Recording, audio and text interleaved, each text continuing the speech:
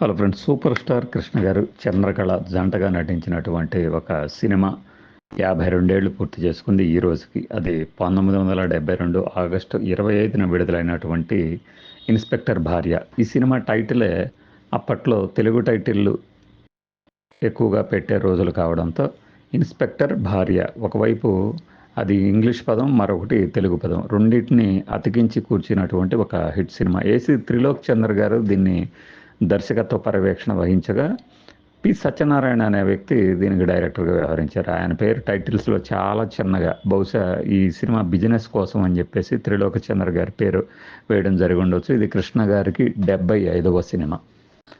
అవే కళ్ళు సినిమాకి డైరెక్ట్ చేసినటువంటి త్రిలోక్ చంద్ర గారు దీనికి దర్శకత్వం వహించడం విశేషం. ఆ తర్వాత ఇంకా 2-3 సినిమాలకు కూడా కృష్ణ గారికి పనిచేశారు ఆయన.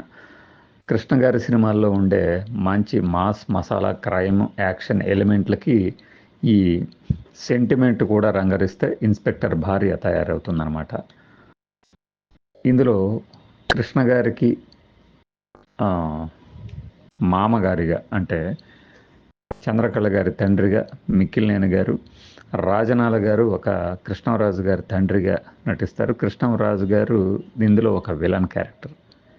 ఆ విలన్ క్యారెక్టర్ తండ్రి రాజనాల ఊరి చైర్మన్, ఆయన కూడా విలన్. అయితే మొదట్లో ఈ సినిమా ప్రారంభ సన్నివేశాల్లోనే మనం కృష్ణరాజు చంద్రకళ మధ్య ప్రేమ చిగురించటం, అలానే ఒక సాంగ్ కూడా ఉంటుంది. అదే ఈ సినిమాలో హిట్ సాంగ్, రాధన నేనైతే నీ రాధన నేనైతే అనేది.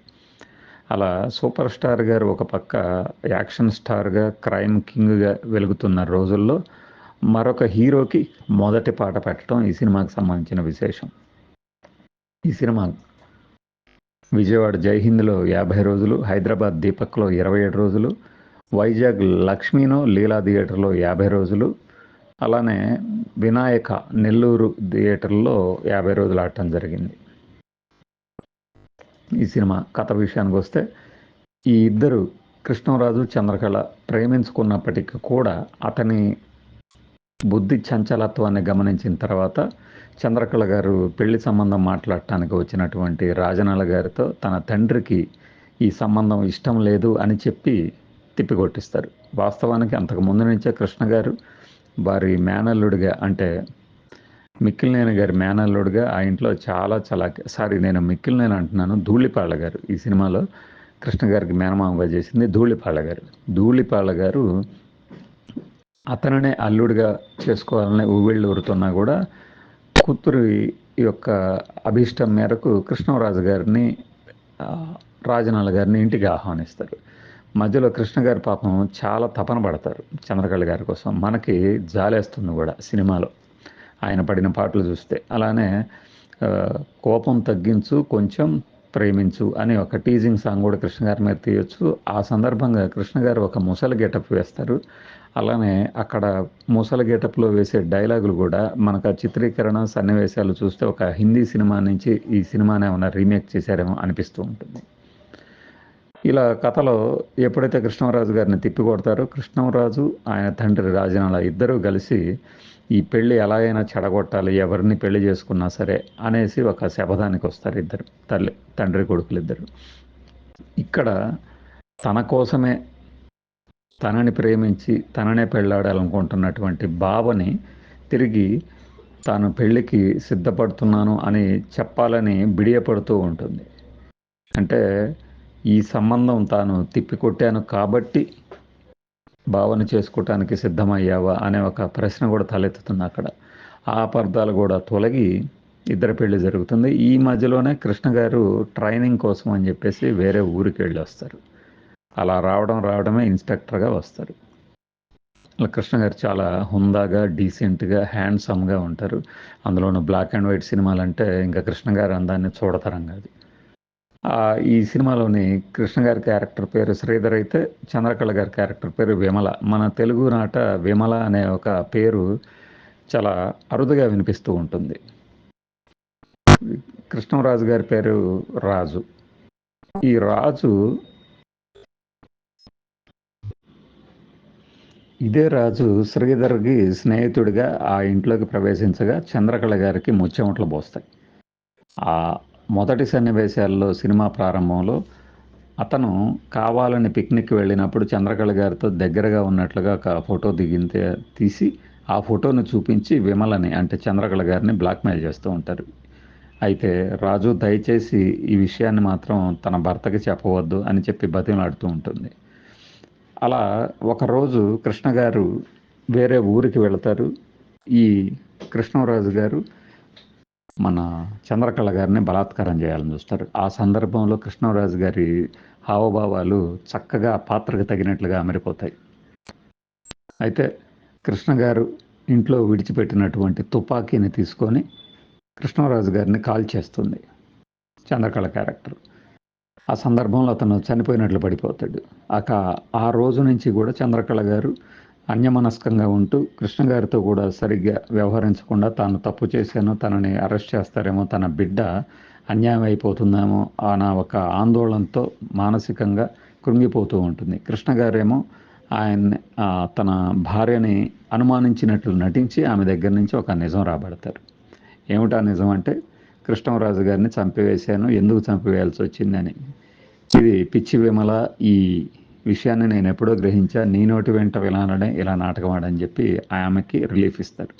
ఇక్కడ కథలో మొదటి భాగం అంతా కూడా మనకి ఎంటర్టైన్మెంటు, యాక్షను, క్రైము, సెంటిమెంటు అన్నీ ఉండగా ఎప్పుడైతే కృష్ణ గారికి తెలియకుండా కృష్ణరాజు గారిని తాను చంపాను అని నమ్ముతున్నారో చంద్రకళ గారు, అక్కడ మనకి సినిమాలో ఎంటర్టైన్మెంట్ పాళ్ళు తక్కువైతాయి. అక్కడ రాజబాబు, పద్మనాభం, మన రమాప్రభ గారు ఒక బయోస్కోప్ లాంటి ఒక మిషన్ ఒక బొమ్మలను తీసుకొచ్చి ఆ ఊరిలో ఆడుతూ పాడుతూ ఉంటుంది. అక్కడ ఒక పాట, అలానే విలన్ల గ్యాంగ్కి సంబంధించి ఎల్ఆర్ఈశ్వరి గారిది ఒక పాట, ఇవన్నీ ఎంటర్టైన్మెంట్ని నింపడానికి ప్రయత్నించారు.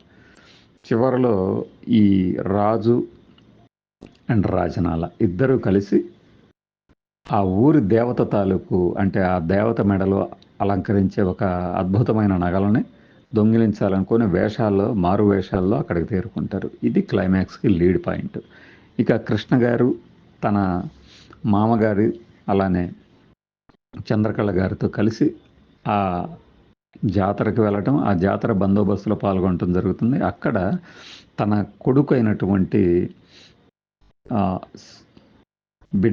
తన కొడుకుని ఈ రాజు క్యారెక్టర్ కిడ్నాప్ చేసినప్పుడు చంద్రకళ గారు చాలా చాకచక్యంగా వ్యవహరించి అక్కడి నుంచి తీసుకొని వస్తారు.